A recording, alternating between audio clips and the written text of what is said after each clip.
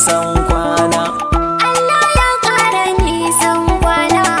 Allah ya ƙara nisan kwana. Allah ya ƙara nisan kwana.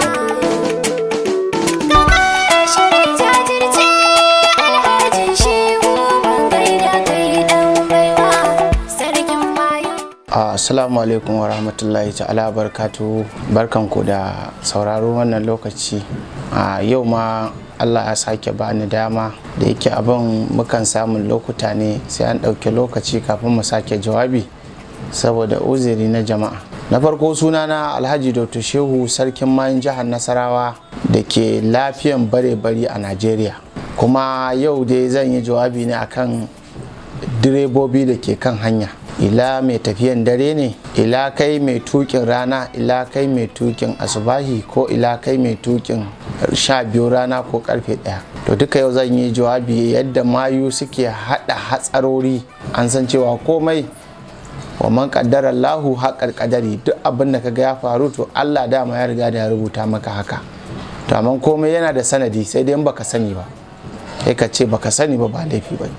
Mayu sukan hada hatsarurruka daban-daban. Ina ƙara gargaɗi ga direbobi abin da ya kamata su kiyaye.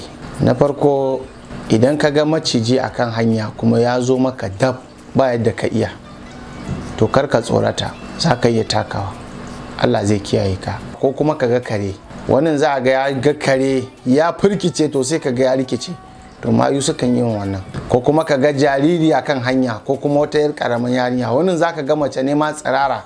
Ko direbobin da yawa da suke gani irin wa'annan, za a ga mace ne ta tsaya tsirara ita kadainta akan titi, kuma kana tunkaro ta sai ga abin ya bata. Maye yakan iya sa, suna da abu wanda suke sa zare, dan zare ne bai kai zaren lilo ba, dan tsiri haka. To idan mota yana hawa to zai dinga tambul, yana tambul, yana tambul. To sai kaga wadda suke so a wannan motan, in wadda aka sa da niyan shi, in an sa da niyan ku ne gaba daya, sai in kwana na gaba sai mutum ko da zaka fita sai ga an sha wahala.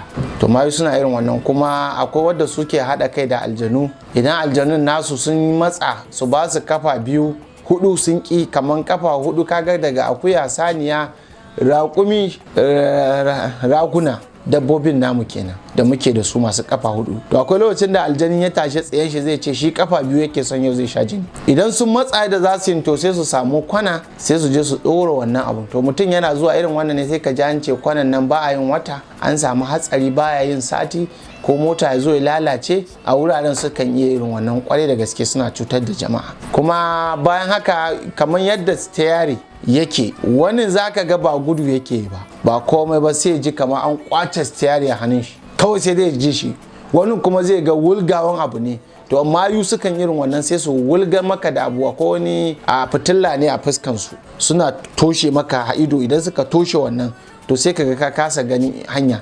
To idan Allah ya sa Allah bai taimake ka a lokacin baka kama karanta sunayen Allah ba, idan kana karanta sai Allah ya kama gudumawa. Amma idan ka tsorata irin wannan, to su abin da suke bukata dama, inda aka ce ba hankali a jikinka, to koma me zai iya faruwa. To yana da kyau don Allah direbobi a rika yin addu'a. Idan zaka hau kan karfe ka rika yin addu'a, kuma in an sauka sai ka gode wa Allah. Allah shine ya kai ka kuma ya sauke ka. Kuma a rika bi a hankali don Allah, da yadda aka shiga inda za a shiga mummunan wuri. Saboda akwai wuraren da na tafi, akwai mayun da na kama su a wannan satin, suka yi min jawabi a nan hanyoyin namu, munanan hanyoyi namu, daga nan hanyar nan a kwanga namu nan, muna da wata hawa a nan.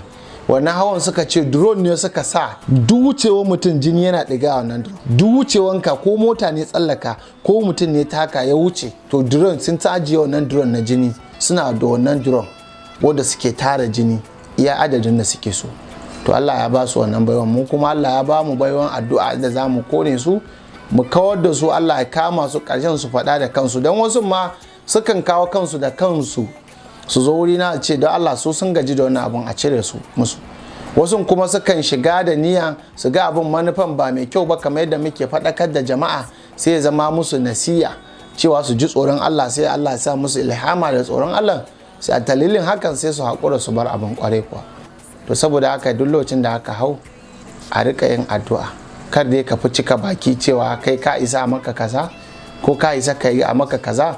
To Allah ne ke kiwon mu, ba mu muke kiwon kanmu ba. kuma ina ƙara gaida masoya namu duk inda suke na duniya, da masu mana waya, da masu mana test, da wanda suke mana addu'o'i, da wanda suke kira su mana gaisuwa. Wasu ma ba sa samun lokacin, wannan kuma zai ta kira bai a ɗauka ba. don Allah ya haƙuri, abubuwan ne sun mana yawa. Muna gaida masoya duk inda suke na duniya, da wanda muka sani da wanda ma ba mu sani ba.